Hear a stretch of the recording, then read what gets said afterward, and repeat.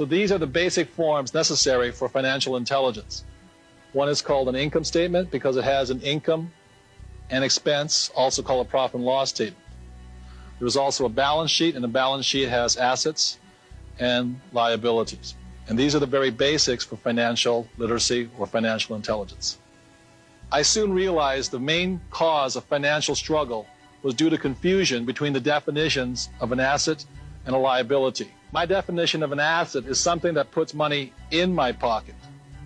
And my definition of a liability is something that takes money out of my pocket. The most important thing about being financially literate is understanding a thing called cash flow. I can tell the difference between a poor person and a middle-class person by simply looking at their income statements and balance sheets and figuring out which direction the cash is flowing. So I will show you the cash flow pattern of a poor person. Generally, a poor person, all they have is a job.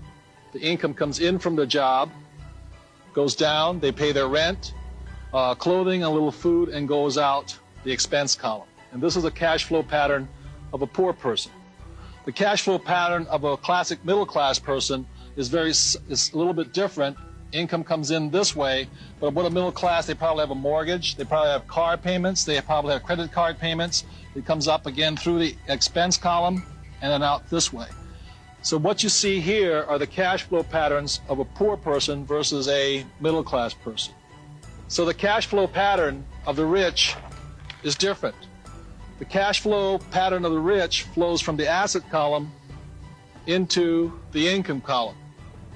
So while the poor and the middle class are focusing on income, what the rich are focusing on is the asset column.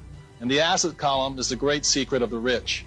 So for those of us who weren't born rich and what we have is a job, every time money comes in, this is the point of choice. This is where you make the decision to be rich, poor, or middle class. If when this dollar comes in and you take the dollar out this way, then it's your decision. If you go and buy yourself a new t-shirt, cappuccino, a new lunch, then you're choosing to expense it right out. You're choosing to be a poor person. If instead, when you get a pay raise or more money, what you do is you go and buy a bigger house, a new car, or you take a vacation on your credit card, then what you are choosing to do then is to be a middle class person.